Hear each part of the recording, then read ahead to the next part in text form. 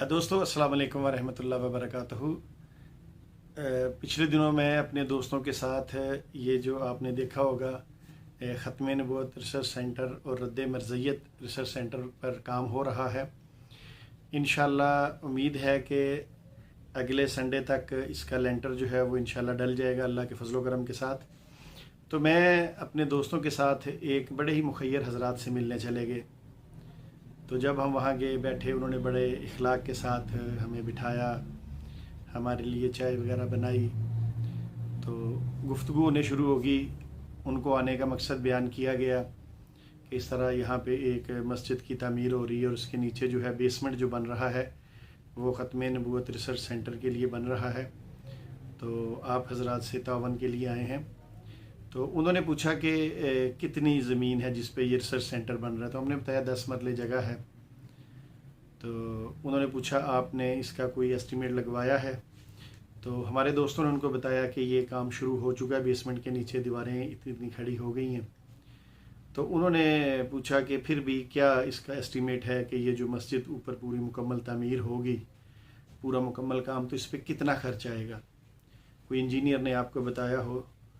तो हमने उन्हें कहा कि हमारे जो इंजीनियर साहब हैं, ठेकेदार साहब हैं, उन्होंने हमें बताया तकरीबन कोई 80-90 लाख के करीब इसका खर्च आएगा।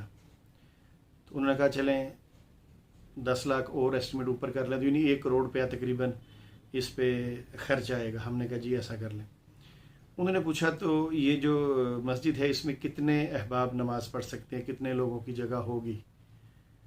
तो हमारे साथियों ने बताया कि बेसमेंट के बाद फर्स्ट फ्लोर और सेकंड फ्लोर जब इंशाल्लाह बन जाएगा तो तकरीबन 200-225 बंदों की यहाँ पे गुंजाइश होगी नमाज़ पढ़ने की।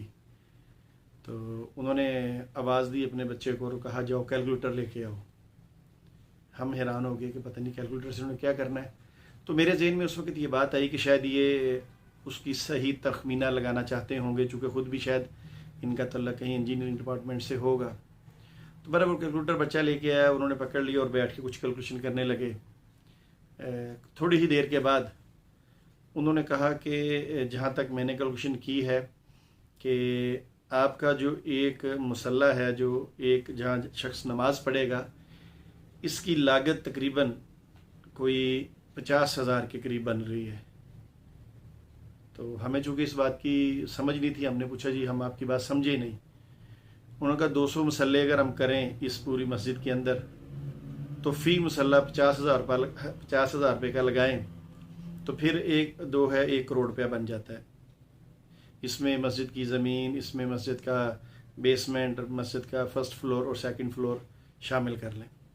हमने कहा ठीक है। तो उन्होंने कहा कि मैं ऐसा करता हूँ कि मैं ना 2 मुसल्ले जो है वो आपको हदिया करता हूँ। मैं अपने वालिद साहब के और अपने वालदा के नाम पर 2 मुसल्ले आपको हदिया करता हूँ। तो ये आप मुझसे 1 लाख रुपया उनका मुझसे ले लें। हम हैरान हो गए। उन्होंने फिर कहा कि मैं अपना और अपनी बीवी के नाम से भी 1 मुसल्ला हदिया करना चाहता हूँ, यानी एक दोनों की तरफ से। तो 2 लाख आपके पास आ गए मेरी तरफ से। तो उसने कहा जी मेरे 2 बच्चे हैं छोटे, अभी पढ़ रहे हैं, तो मैं इनके नाम पर भी 2 मुसल्ले वक़्फ़ करना चाहता हूँ, हदिया करना चाहता हूँ। तो ये आपके टोटल बन गए 3 लाख रुपए और मेरी तरफ से 6 मुसल्ले जो हैं वो हदिया हो गए हैं। तो इसके अलावा भी इंशाअल्लाह ताला मैं आपसे मज़ीद तावन करूँगा। तो ये इंशाअल्लाह ताला आप मुझे अपना अकाउंट नंबर दे दें तो कल आपके अकाउंट में ये 3 लाख रुपया जो है 6 मुसल्लों का हदिया आपको पेश कर दिया जाएगा।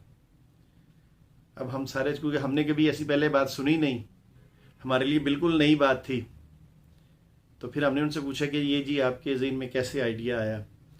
तो उन्होंने कहा कि यूरोप के अंदर अक्सर जगहों पे ऐसा ही होता है कि वो सारी पूरी मुकम्मल कास्ट निकाल कर तो वो फिर लोगों के सामने ये बात रखते हैं कि जी फ़ी मुसल्ला जो है इतना बनता है, अगर कोई हदिया करना चाहे अपने किसी अजीज़ के नाम से, वालदैन के नाम से, बच्चों के नाम से, बहन भाइयों के नाम से, तो वो कर सकता है।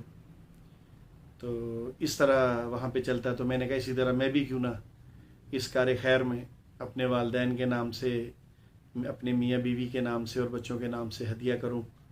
तो ये तो हो गया हदिया। अब इसके अलावा इंशाअल्लाह ताला जब आप اس میں لینٹر ڈالیں گے تو مجھے بتائیے گا، انشاءاللہ تعالی میں اس وقت بھی آپ کے ساتھ تعاون کروں گا اور بھرپور تعاون کروں گا۔ اور انہوں نے اس بات پر بڑا اپریشیٹ کیا کہ مسجد تو بہت بنتی ہیں، مگر یہ جو آپ اس کے نیچے بیسمنٹ بنا رہے ہیں ختم نبوت کے حوالے سے، وہاں پہ آپ سیمینار کروائیں گے، کورسز کروائیں گے، علماء کو بلائیں گے اور وہاں پہ درس ہوگا، تو ماشاءاللہ انہوں نے کہا اس کام کی بڑی ضرورت تھی۔ تو پھر انہوں نے کہا کہ مجھے مخاطب کر کے خصوصی کہا کہ آپ جیسے بندے اگر یہ کام کریں تو ہمارے لیے تو یہ بہت زبردست کام ہے کہ اگر رد مرزیت ریسرچ سینٹر پہ آپ لیکچر دیں، وہاں پہ لوگوں کو بلائیں، وہاں ٹھہرائیں۔ ہم نے بتایا کہ اس کے نیچے ہم بیسمنٹ کے اندر 2 کمرے بنا رہے ہیں، ایک لائبریری بن رہی ہے، اس کے ساتھ علماء کے لیے ایک بڑا بہترین کمرہ بن رہا ہے۔ تو وہ بڑے خوش ہوئے، بلکہ انہوں نے کہا کہ انشاءاللہ تعالی جو بیسمنٹ میں کمرہ بنے گا جہاں پہ دور دراز سے ساتھی آ کے ٹھہریں گے، کورس کریں گے، تو انشاءاللہ اس کمرے کا جو خرچ ہے وہ بھی میں اپنے ذمہ لیتا ہوں۔ تو دوستو اللہ تعالیٰ قبول فرمائے، دعا کیجئے کہ یہ ختم نبوت ریسرچ سینٹر جو ہے یہ بن جائے اور انشاءاللہ تعالیٰ اس پہ رد مرزیت کے حوالے سے کام شروع ہو جائے۔